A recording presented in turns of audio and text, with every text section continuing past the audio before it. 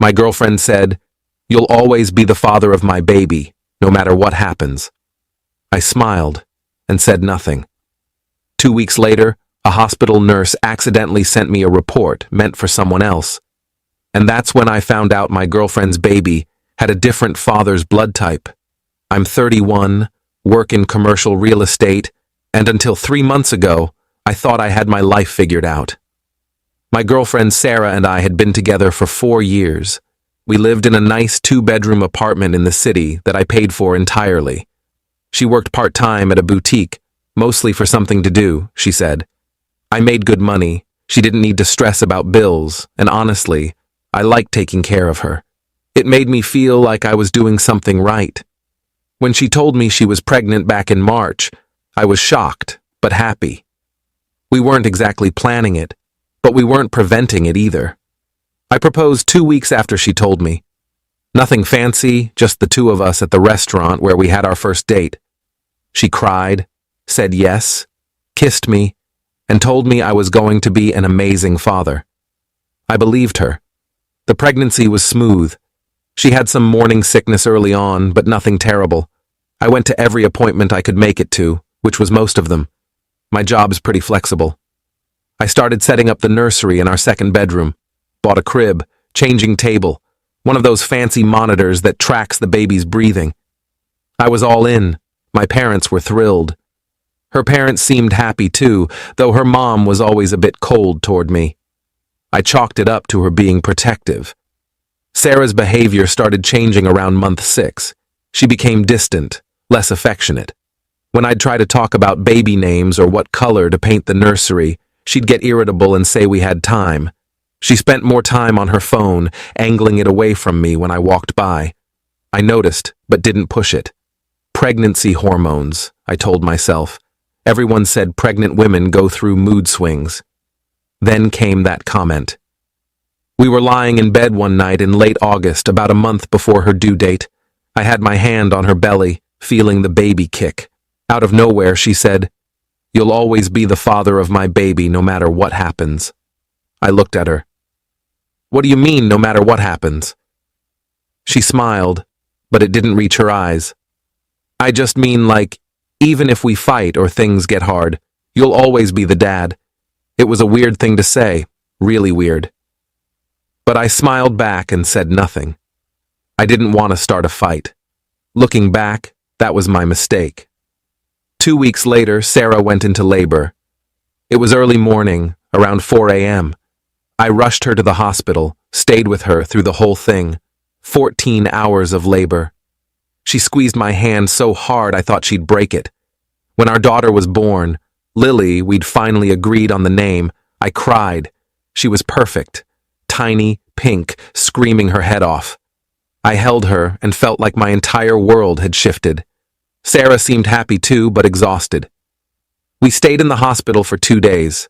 I barely left except to grab food. I took 1,000,000 photos, called everyone we knew, posted one tasteful picture on social media. My mom came to visit and cried holding Lily. Everything felt right. We got home on a Thursday. I took 2 weeks off work to help Sarah adjust. The first few days were chaos. Lily cried constantly. Sarah was recovering. I was running on maybe 3 hours of sleep a night. But I didn't care. This was my family. On the following Tuesday, exactly 1 week after we brought Lily home, I got an email. The subject line read, "Patient lab results, confidential." I almost deleted it thinking it was spam, but something made me open it. It was from the hospital. A nurse had accidentally sent me a detailed blood work report. Not mine, not Sarah's either, I realized as I started reading. It was Lily's. The report included her blood type, B negative. I'm O positive. I know that because I donate blood regularly, and they remind you every time. Sarah told me years ago she was A positive. She'd mentioned it once when we were talking about random things. I'm not a doctor, but I remembered enough from high school biology to know that 2 positive blood types can't produce a negative. And I was pretty sure O and A couldn't make B either. I sat there staring at my phone for probably 10 minutes. Then I Googled it. Can O positive and A positive parents have B negative baby? The answer was all over every medical site. No, genetically impossible. My hands started shaking. I read the email again, checked the name. It was definitely Lily's report. I looked at the date. It had been sent today, probably while I was doing laundry. Sarah was in the bedroom nursing Lily. I walked in there, phone in hand. "Hey," I said, trying to keep my voice steady. "Can we talk for a second?" She looked up. "Can it wait?" "I'm feeding her." "It's important." She sighed. "Fine." "What?" I showed her my phone. I got an email from the hospital by mistake. Lily's blood work. Her face went white, like instantly pale. "Okay," she said, but her voice cracked. "She's B negative." Sarah didn't say anything, just stared at me. "I'm O positive. You're a positive. That's not possible, Sarah." She looked down at Lily, then back at me, her eyes filled with tears. "I can explain." "Then explain." She started crying, full-on sobbing. "I made a mistake. I'm so sorry. It was one time, I swear to God, it was one time." I felt like someone had punched me in the chest. "Who?" "It doesn't matter." "Who?" "Sarah. His name is Marcus. He was a customer at the boutique. It happened in June. Just once. I ended it immediately. June. I did the math in my head. She got pregnant in March. June was 3 months into the pregnancy. "You're sure it was June?" I asked. She nodded, wiping her face. "Yes, I swear. It was after I was already pregnant. I was confused and scared, and I made a terrible mistake." "Then how is Lily not mine?" She went completely silent. I watched her brain working, trying to figure out what to say. "Sarah, how far along were you really when you told me in March?" More silence, then quietly. "I found out in February. I was already 8 weeks. I felt sick. Physically sick." I sat down on the edge of the bed. "So you knew. You knew there was a chance." "I thought it was yours," she whispered. "I really thought it was yours." "Marcus and I only hooked up twice in January. You and I were together all the time. I thought the odds..." "Twice? You said it was once." "I meant once in June." "Stop lying." I didn't mean to yell, but I did. Lily started crying. Sarah held her closer and shushed her. I stood up. "I need to get out of here. Please don't go. Please, we can figure this out." I grabbed my wallet and keys and left. Drove to my brother's place across town. He opened the door, took one look at my face, and let me in without questions. I told him everything. He listened, got me a beer, and said, "You need a paternity test." "A real one." "I know. And you need a lawyer." "I know." I stayed at his place that night. Sarah called and texted nonstop. I ignored all of it. The next morning, I went back to the apartment when I knew she'd be awake. She was on the couch, Lily in the bassinet beside her. She looked like she hadn't slept. "We're doing a paternity test," I said. She nodded. "Okay. And until we get the results, I'm staying at my brother's." "Please don't do this. Please. I love you. Lily needs you. Lily needs her actual father, whoever the hell that is."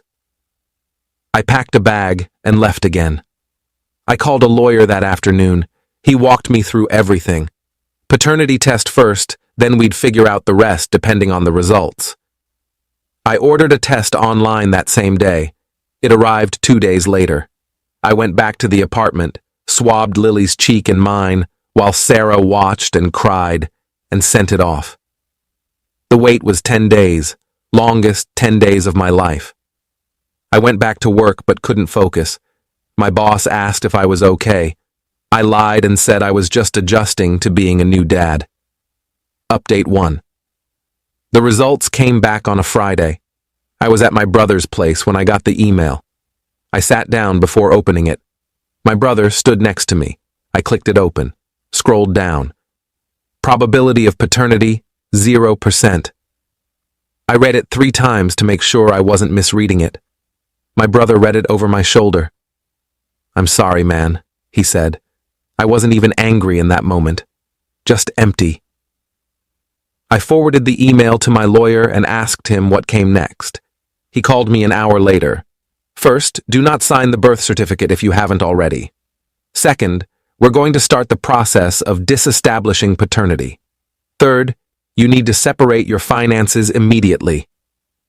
I'd already signed the birth certificate at the hospital. He swore under his breath and said we'd figure it out. That evening, I went back to the apartment. Sarah was feeding Lily when I walked in. She looked at me hopefully. I just shook my head. It's not mine. Her face crumpled. I'm so sorry. I'm so sorry. Does Marcus know? No. You need to tell him. I don't even have his number anymore. I deleted it. Find it. She started crying again. What are we going to do? There's no we, Sarah. You're going to figure out your life. I'm moving out. You can't just leave us. Watch me. I started packing my things. Clothes, toiletries, my laptop. Sarah followed me around the apartment, begging me to stay. I ignored her. When I had everything I needed for the short term, I told her I'd be back for the rest later. The lease is in my name, I said. You have until the end of the month to find somewhere else to go. I can't afford this place on my own. Not my problem anymore. I walked out. She called my phone 30 times that night. I blocked her number. Update 2. Over the next 2 weeks, I moved completely out of the apartment. My brother helped. Sarah wasn't there most of the time. I think she was staying with her parents. The few times she was there, she tried to talk to me. I didn't engage. My lawyer advised me not to. I found out through a mutual friend that Sarah had contacted Marcus. Apparently, he was married. Had no idea Sarah was pregnant. His wife found out and lost her mind. They're getting divorced now. Sarah tried to get him to take a paternity test. He refused at first, then his lawyer told him he had to. The results came back positive. He's Lily's biological father. Marcus wanted nothing to do with either of them. He's paying child support because he legally has to, but that's it. Sarah's parents are furious with her. Her mom, who was always cold to me, actually called to apologize. Said she had no idea Sarah was cheating and that I deserved better. It was a weird conversation. My lawyer managed to get me removed from the birth certificate. It took some doing, but the paternity test plus Marcus's positive test was enough. I'm officially not Lily's father in any legal capacity. I don't owe child support. I'm free. Except, I don't feel free. I feel like I lost something. For 2 weeks, I thought that little girl was mine. I held her, fed her bottles, changed her diapers. I loved her, and now she's just gone. Not dead, but gone from my life. It's a weird kind of grief. The apartment lease ended, and Sarah moved out like I told her to. I heard from another mutual friend that she tried to stay but couldn't come up with the deposit and first month's rent for a new place on her own. Her parents took her in, but apparently they're making her life hell. Her dad won't even look at her, according to what I heard. Update 3. A month after Sarah moved out, things got messier. I got a call from an unknown number one Tuesday evening. I almost didn't answer, but something made me pick up. Hello? Is this about my wife? The voice was male, angry, unfamiliar. Who is this? Marcus, Sarah's... whatever. Look, my lawyer said I shouldn't be calling you, but I need to know what the hell you told people. I sat up straighter. I haven't told anyone anything about you specifically. I don't even know you. Well, someone's been talking because my entire office knows. My boss called me in yesterday. Asked if it was true I got some woman pregnant while I was married. I'm about to lose my job on top of everything else. That's not my problem. The hell it isn't. You're the one who... I'm the one who what? Got cheated on? Found out the kid I thought was mine wasn't? I didn't ruin your life, Marcus. You did that yourself. He was quiet for a second. Then, Sarah keeps calling me, saying Lily needs a father, that I need to step up. Then step up. I don't want this kid. I have 2 kids already with my wife. My ex-wife now. I can't afford another one. Again, not my problem. You shouldn't have slept with someone else's girlfriend. He hung up on me. I sat there staring at my phone, feeling weirdly satisfied. It was the first time I'd felt anything other than numbness in weeks. 2 days later, Sarah's best friend Jessica reached out to me on social media. We'd been friendly when Sarah and I were together, but I hadn't heard from her since everything went down. Her message said, "Hey, I know you probably don't want to hear from anyone connected to Sarah, but I thought you should know she's not doing well. Like, really not well. She's barely eating, barely sleeping. Her parents are threatening to kick her out if she doesn't get her act together. I'm worried about the baby." I didn't respond right away. Part of me felt bad. The other part of me thought, why is this my responsibility? I showed the message to my brother. He read it and said, "Don't respond. It's a guilt trip. They want you to feel bad and come back. What if something actually happens to Lily? Then her actual father needs to handle it, or her grandparents, or social services. But not you, man. You've got to protect yourself. He was right. I knew he was right, but it still ate at me." A week later, I ran into Sarah's mom at the grocery store. Pure coincidence. I was grabbing stuff for dinner, turned the corner, and there she was. She saw me before I could leave. Her face did this complicated thing where she looked sad and angry and apologetic all at once. "Can we talk?" she asked. I didn't want to, but I also didn't want to cause a scene. "Sure." We stepped outside. She was holding a small bag, probably just a few items. "I wanted to thank you," she started, "for not making this harder than it already is." A lot of men would have dragged Sarah through the mud publicly. I'm not doing it for her. I'm doing it for myself. She nodded. I understand. I also wanted to say, I knew something was off. Back in January, February. Sarah was acting strange. I asked her about it and she said everything was fine with you two. I should have pushed harder. It wouldn't have changed anything. Maybe not. But I'm sorry anyway. You were good to her. Better than she deserved, it turns out. There was an awkward silence. Then she said, She's asking about you. Sarah wants to know if you'd be willing to meet up and talk. No. I figured. I told her you wouldn't. But she's desperate. The reality of doing this alone is hitting her. She's not alone. She has you and her dad, and Marcus is paying support. Marcus sends checks. That's it. Won't answer her calls, won't meet Lily, and my husband, he's struggling with this. He can barely look at Sarah without getting angry. I'm trying to hold it together, but it's hard. I felt a flicker of sympathy, but I pushed it down. I'm sorry you're going through this. I really am, but I can't be the solution. That's not fair to anyone, especially not me. She nodded again, eyes watering. You're right. You're absolutely right. I had to try, for Sarah's sake. She walked back into the store. I stood there for a minute, then got in my car and left without buying anything. That night, Sarah sent me an email. I don't know how she got my work email, but there it was in my inbox. Subject line, please read this. I debated deleting it. Instead, I opened it. It was long. Paragraphs and paragraphs of apologies, explanations, justifications. She talked about how scared she was when she got pregnant, how she convinced herself it was mine because she wanted it to be mine, how she never meant to hurt me. She said she understood if I hated her, but that she'd always care about me. She said Lily was beautiful and healthy, and that sometimes she looked at her and saw me in her face, even though that was impossible. The last paragraph said, I know I don't deserve forgiveness. I know I ruined everything. But I need you to know that when I said you'd always be the father of my baby, I meant it in my heart. You were the only father I wanted for her. I'm so sorry that I destroyed that chance. I read it twice. Then I closed the email and didn't respond. What was there to say? She was sorry. Great. That didn't change anything. Final update. It's been 3 months since everything fell apart, almost 5 months since I got that hospital email. I'm doing okay, I guess. Better than I was. I moved into a smaller place, something I can afford easily on my own.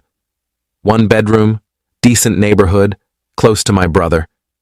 I've been going to therapy every other week. My therapist says what I'm feeling is normal. Grief over the loss of a future I thought I had.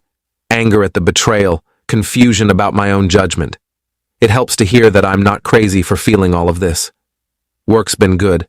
I threw myself into it after everything happened. Closed 2 major deals last month.